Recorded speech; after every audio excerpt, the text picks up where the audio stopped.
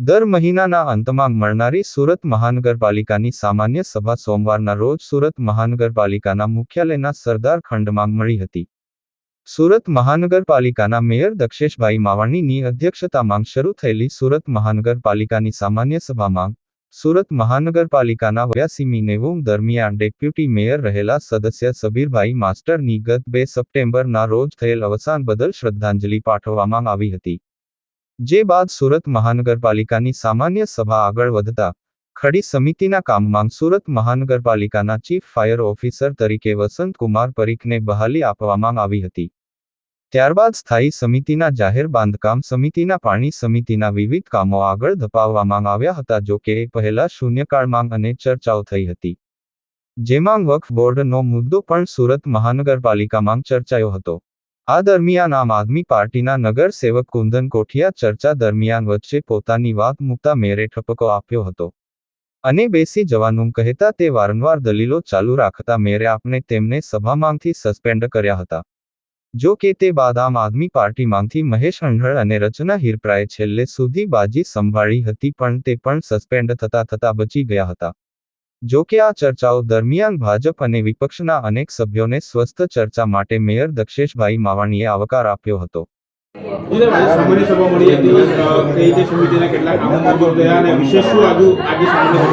આજની સામાન્ય સભામાં જાહેર બાંધકામ સમિતિમાં વિવિધ ઝોનમાં સીસી રોડના કામ, ડ્રેનેજમાં મહત્વના કામ અને રૂગ્ણાલય આરોગ્યમાં પણ ઘણા કામો આજે પાસ કર્યા છે. સુરતના વિકાસમાં આવનાર સમયમાં ચોમાસાના હિસાબે કોઈ જગ્યાએ કામ નથી કરી શકતા, પણ 1 ઓક્ટોબરે આજના કામ જે મૂવ થયા છે, આવનાર સમયમાં સુરતમાં વિવિધ ઝોનમાં ગતિ આપવાનું કામ આજની સામાન્ય સભામાં તમામ કોર્પોરેટરે અનુમોદન આપીને કર્યું છે. રોડ રસ્તાના કામોમાં જે મેં ઇન્સ્ટ્રક્શન આપી હતી ત્યાર પછી 4 દિવસ વરસાદ પડ્યો. આજે ફરી ઇન્સ્ટ્રક્શન આપીને આવતા શનિવાર સુધીમાં સુરત શહેરના તમામ પેચવર્ક પૂરા થઈ જશે. નવરાત્રિમાં કોઈ સોસાયટીમાં પેચવર્કનું કામ હશે તો 2 દિવસમાં સંપૂર્ણ પૂરા કરવાનો આદેશ આપ્યો છે. સુરતનો જે વરસાદ છે, આ વર્ષે લગભગ જે ઇંચમાં વરસાદ પડે છે સુરતમાં, તેમાંથી આ જે 1.25 ગણો વરસાદ સુરતમાં પડ્યો છે. વિવિધ તબક્કામાં પેચવર્કનું કામ કર્યું છે, પણ સતત વરસાદના હિસાબે અમુક જગ્યાએ ખાડા પડ્યા હતા, પણ સતત રિપેરિંગનું કામ પણ મહાનગરપાલિકામાં કરીએ છીએ. ક્યાંક ચૂક થઈ છે અમારી, એમાં ના નથી પડતો. આવનાર સમયમાં અમે રોડ પર નવી ડિઝાઇનથી વધારે ટકાઉ બને તે રીતે પ્રયત્નશીલ છીએ. મેં શનિવાર સુધીનું ગાઈડલાઈન આપી છે. આવનાર સમયમાં તમામ ઝોનમાં ડીએમસી ક્રોસ ચેકિંગ કરવા જશે. આજે જ મેં આદેશ આપ્યો છે.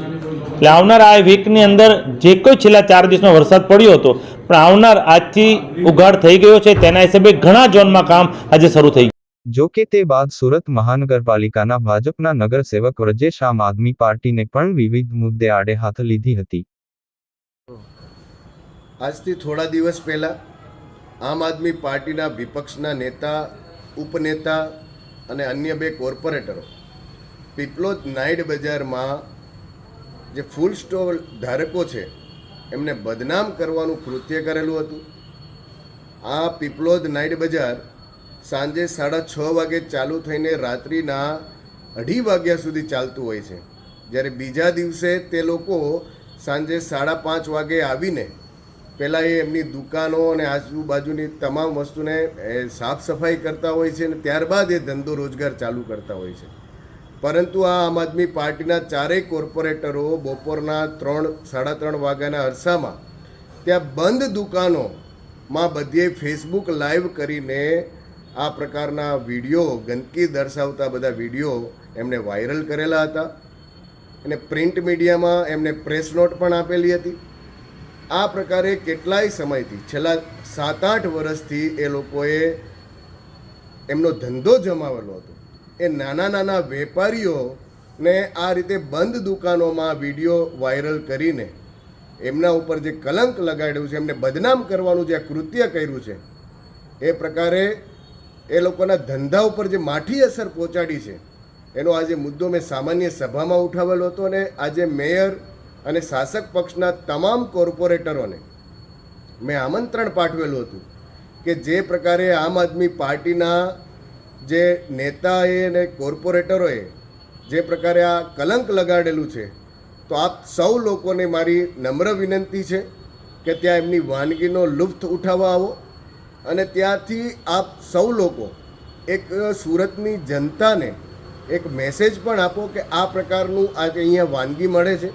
કેમ કે આમ આદમી પાર્ટીના તમામ લોકો ભાજપ શાસક પક્ષ હોય કે સુરત મહાનગરપાલિકા હોય, એમને બદનામ કરતાં કરતાં આ લોકોએ વેપારીઓને કહેવાની આમ આદમી પાર્ટી છે, પણ નાના નાના વેપારીઓને બદનામ કરવાનું આ જે કૃત્ય કર્યું છે, ખરાબ નિંદનીય કૃત્ય છે, એને કોઈ પણ પ્રકારે જો કે બીજી તરફ સુરત મહાનગરપાલિકાના વિરોધ પક્ષના નેતા પાયલ સાકરિયાએ મેયર પર વિરોધ પક્ષના સભ્યોને બોલવાનો મોકો નહીં આપવાની સાથે અનેક મુદ્દે આક્ષેપબાજી કરી હતી. સામાન્ય સભાની અંદર 0 વર્ષની ચર્ચાના ભાગથી લઈને છેલ્લે સુધી જેટલા પણ કામો હતા કે જે સુરત મહાનગરપાલિકાની જનતા માટેના કેટલા હિતના હતા, કેટલા ગેરરીતિઓ થઈ રહી છે અને છેલ્લા 3 મહિના દરમિયાન સુરત શહેરની શું હાલત આ વરસાદમાં થઈ છે અને એના કયા કારણોથી થયા છે, આ બાબતે અમારા વિપક્ષના તમામ કોર્પોરેટરો પોતપોતાની રીતે રજૂઆત કરતા હતા. પરંતુ એ સમય દરમિયાન જ્યારે અમારા કુંદનબેન કોઠિયા જ્યારે બોલતા હતા ત્યારે મેયર દ્વારા એમને ખોટી રીતે સસ્પેન્ડ કરી દેવામાં આવી, એમ કે હોદ્દાની રૂએ એમને સસ્પેન્ડ કર્યા. એટલે મતલબ એવો છે કે જ્યારે વિપક્ષના કોઈ સભ્ય કંઈ પણ બોલવા ઊભા થાય અથવા બોલવાની ટ્રાય કરે છે તો એમનો અવાજ કઈ રીતના દબાવો, જેમ પૂર્વ મેયર કરતા હતા એવું જ આજની આ સભાની અંદર આ જે દક્ષેશભાઈ માવાણી જે મેયર છે એમણે પણ એવું કર્યું છે.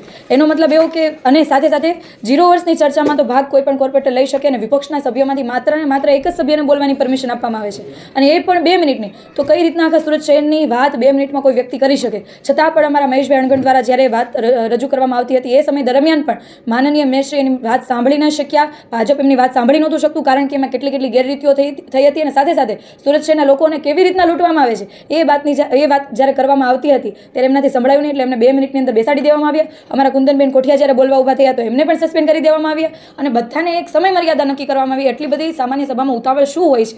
આખા 1 મહિનાની અંદર માત્ર 2 કલાકનો સમય મળતો હોય છે કે જેમાં આખા સુરત શહેરની ચર્ચા કરી શકાય, સુરત શહેરમાં શું નવું કરી શકાય, શું ખામી છે એ બાબતે ચર્ચા કરી શકાય.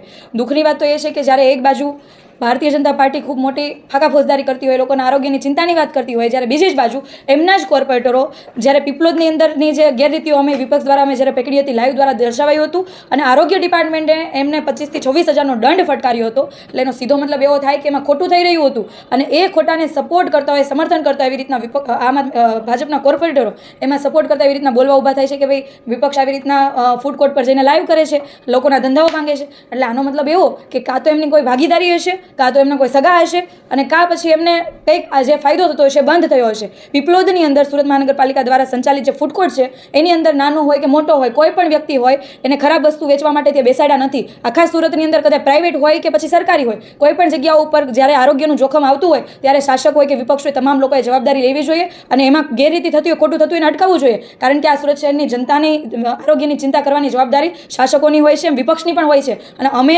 ક્યારેય નથી ઈચ્છતા કે આવા ખરાબ ફૂડના કારણે કોઈ પણ લોકો બીમાર પડે. આજની પરિસ્થિતિની અંદર આખા સુરત શહેરની અંદર ડેન્ગ્યુ મેલેરિયાના કેસ ધૂમ આવી રહ્યા છે, પણ એનો જે સરકારી આંકડો ઓછા આવે છે. તમે સોસાયટીએ સર્વે કરાવશો તો એમાં ખૂબ લોકોને ડેન્ગ્યુ મેલેરિયા થયા છે અને ઠેક ઠેકાણે તાવના જે વાયરલ જે રોગ થઈ રહ્યા છે એ તમે દવાખાના ઉપર જોશો તો ખબર પડશે કેટલા બધા લોકોને તાવ આવે છે.